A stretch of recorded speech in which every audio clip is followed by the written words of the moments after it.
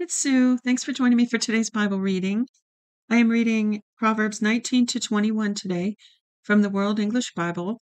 And I told you that I posted a link in the description for a Bible Project Proverbs overview. And for those who don't know, Bible Project has a website and a YouTube channel, and they produce graphic illustrations or a storyboard, if you will, with an overview of each book of the Bible. They're really good. I love them.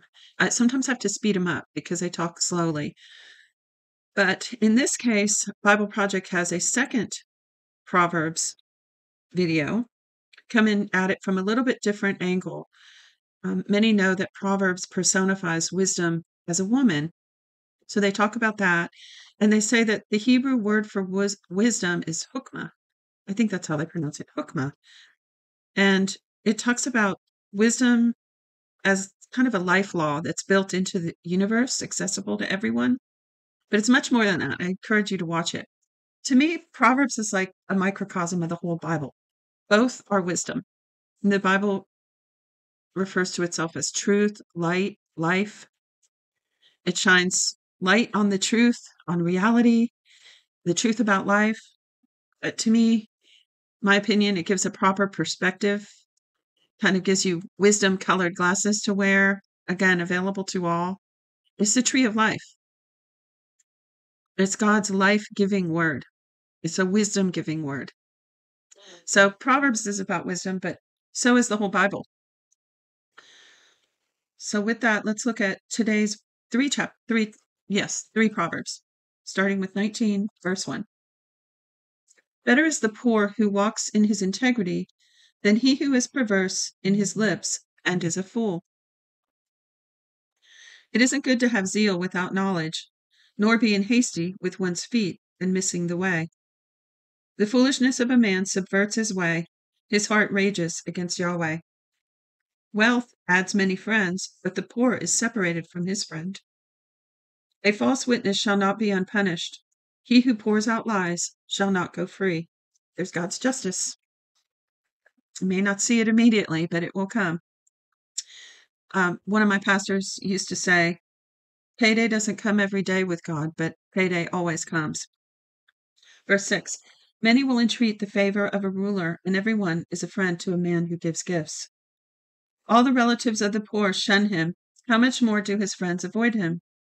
He pursues them with pleas, but they are gone. He who gets wisdom loves his own soul. He who keeps understanding shall find good. A false witness shall not be unpunished. He who utters lies shall perish. Delicate living is not appropriate for a fool, much less a servant, to have rule over princes. The discretion of a man makes him slow to anger. It is his glory to overlook an offense. The king's wrath is like the roaring of a lion, but his favor is like dew on the grass. A foolish son is a calamity of his father. A wife's quarrels are a continual dripping. House and riches are an inheritance from fathers, but a prudent wife is from Yahweh. Slothfulness casts into a deep sleep. The idle soul shall suffer hunger. He who keeps the commandment keeps his soul, but he who is contemptuous in his ways shall die. He who has pity on the poor lends to Yahweh. He will reward him. Discipline your son, for there is hope. Don't be a willing party to his death. Oh, wow. Discipline your son, for there is hope. Don't be a willing party to his death.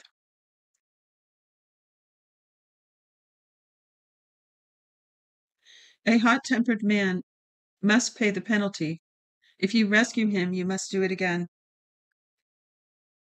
Listen to counsel and receive instruction that you may be wise in your latter end.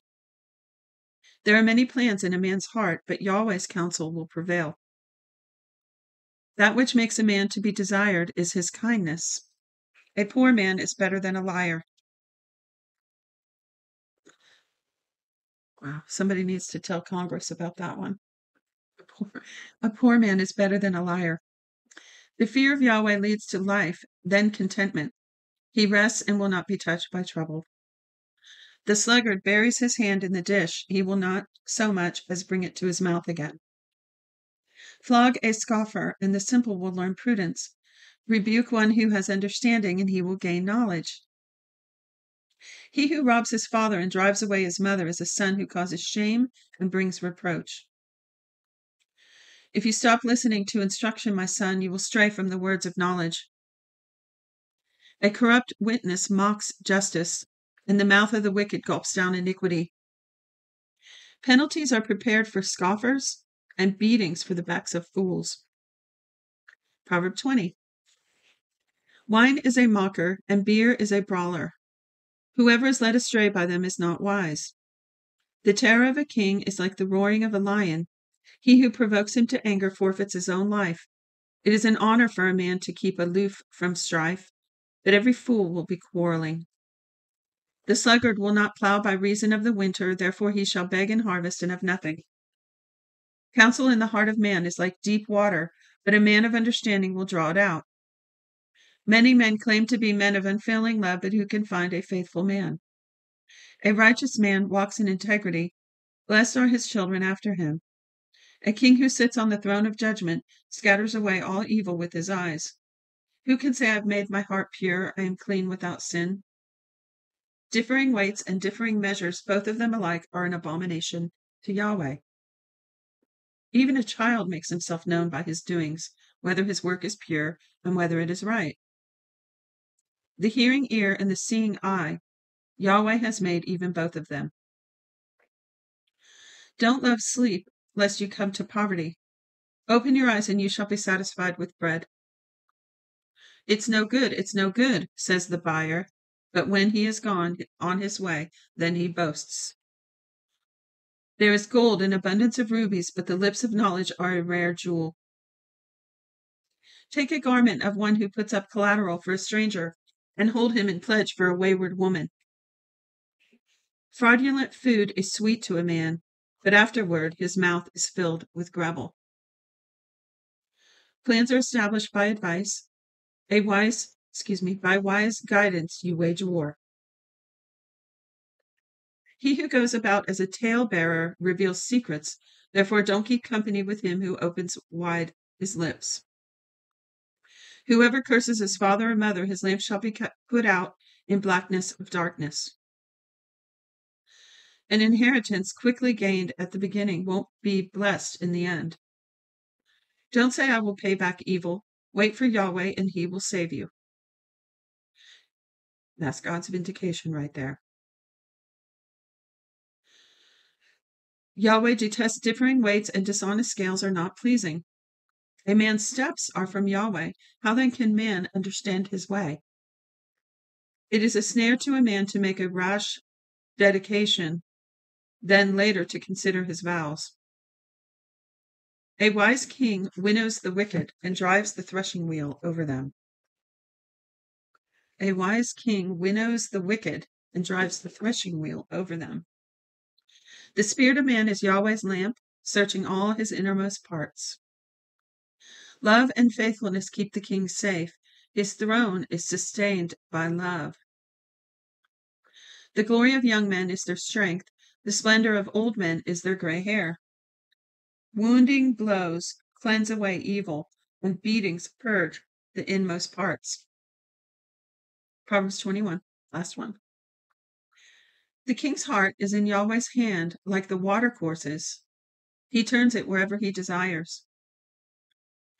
Every way of a man is right in his own eyes, but Yahweh weighs the hearts. To do righteousness and justice is more acceptable to Yahweh than sacrifice. A high look and a proud heart, the lamp of the wicked, is sin. The plans of the diligent surely lead to profit, and everyone who is hasty surely rushes to poverty. Getting treasures by a lying tongue is as a fleeting vapor for those who seek death. The violence of the wicked will drive them away because they refuse to do what is right. The way of the guilty is devious, but the conduct of the innocent is upright. It is better to dwell in the corner of the housetop than to share a house with a contentious woman.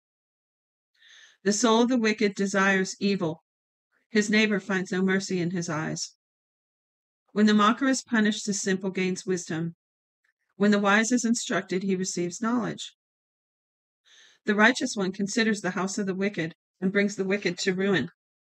When it says here, the righteous one, it's all caps. So I'm assuming it's referring to the Lord. The righteous one, all capitals, considers the house of the wicked and brings the wicked to ruin. And when I say all capitals, I mean the first letter, the R and the O, the righteous one. Verse 13. Whoever stops his ears at the cry of the poor, he will also cry, but shall not be heard. Oh, that's a reap what you sow verse right there. 14. A gift in secret pacifies anger, and a bribe in a cloak, strong wrath. It is joy to the righteous to do justice, but it is a destruction to the workers of iniquity. The man who wanders out of the way of understanding shall rest in the assembly of the departed spirits. He who loves pleasure will be a poor man. He who loves wine and oil won't be rich. The wicked is a ransom for the righteous, the treacherous for the upright. It is better to dwell in a desert land than with contentious and fretful woman. There is precious treasure and oil in the dwelling of the wise, but a foolish man swallows it up. He who follows after righteousness and kindness finds life, righteousness, and honor. A wise man scales the city of the mighty and brings down the strength of its confidence. Whoever guards his mouth and his tongue keeps his soul from troubles. The proud and arrogant man, scoffer is his name. He works in the arrogance of pride. The desire of the sluggard kills him, for his hands refuse to labor. There are those who covet greedily all day long, but the righteous give and don't withhold. The sacrifice of the wicked is abomination. How much more when he brings it with a wicked mind? A false witness will perish. A man who listens speaks to eternity. A wicked man hardens his face, but as for the upright, he establishes his ways. There is no wisdom, nor understanding, nor counsel against Yahweh. The horse is prepared for the day of battle. The victory is with Yahweh. Well, that's it for today's reading. Thanks for joining. Feel free to comment your thoughts, and I'll see you tomorrow. Shalom.